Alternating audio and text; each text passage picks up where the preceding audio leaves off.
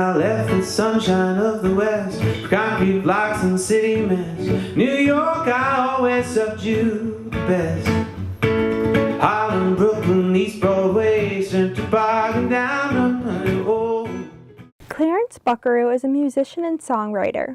Rolling Stones recently named him one of the top 10 artists to watch, but music wasn't always his plan. He went to college for political and environmental science. I was very interested in politics, and at that time I wanted to be an environmental lawyer. So I took the two majors, and I thought, if I don't do music, it's kind of the reverse thing. Other people are like, well, if the music doesn't work out, I'll be a lawyer. And for me, it was the opposite. But it didn't take long for his passions to shine through, and his plan B turned into plan A. I was always very interested in music, and I took lessons when I was 8 years old. And I had an older brother who would go, he would put his guitar on his back and go ride a motorcycle around, and I always knew I wanted to perform in some way and play music. Which led him to taking some time off from college for a journey of self-discovery. Yeah, I hiked the Appalachian Trail in 2001, and I brought my Martin backpacker guitar and wrote most of the songs for the first album, Sweet Corn, out there. Yeah. It took about 4 months, 4.5 months. Yeah. On the Appalachian Trail, you basically, you bring a tent on your backpack, and there's little shelters that you stop at, but mostly, yeah, you're just either camping in a tent or sometimes just sleeping on a wooden plank in a shelter. And were you by yourself? I started with somebody, and he didn't make it. He made it a couple months or a month, and then I finished myself. Now Clarence has 11 albums, but it wasn't always easy. When I started making records, the music industry was very different, and there was no digital world. There wasn't even Napster at that time. So I've had to adjust and learn to grow and change with the music industry, and that's been difficult at times. But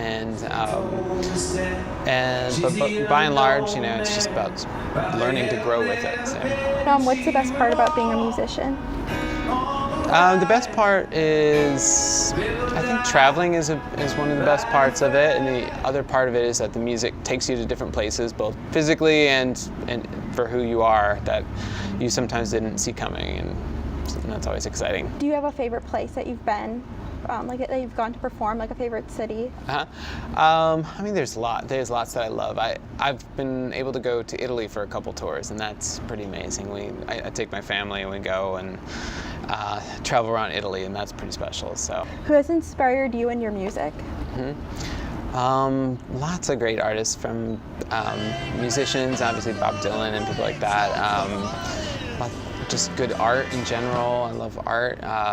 Books, I read a lot, and I have a book club with my mom. We read the classics all over again, and that's been a big influence as well. So lots, just kind of all arts, anybody who's expressing something in an artful way.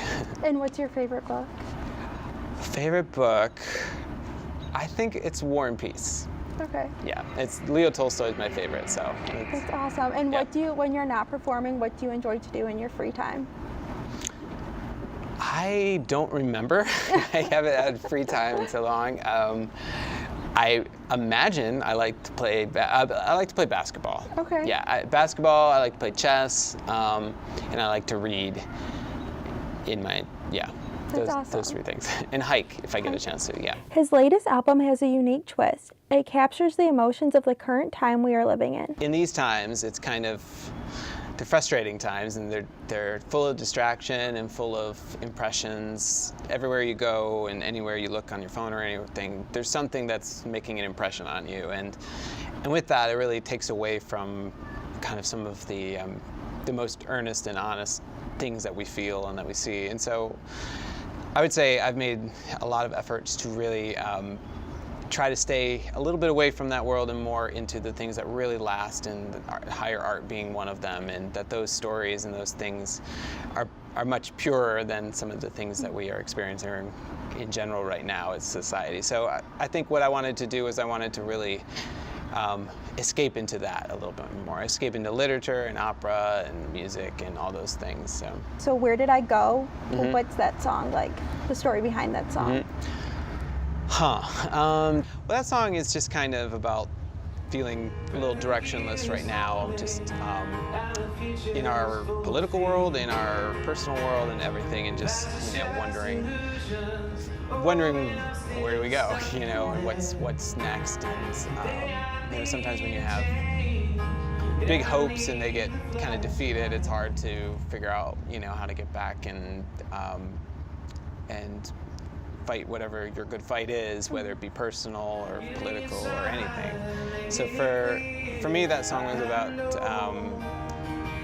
feeling lost but hoping to look forward to something ahead. And then Sleepwalker?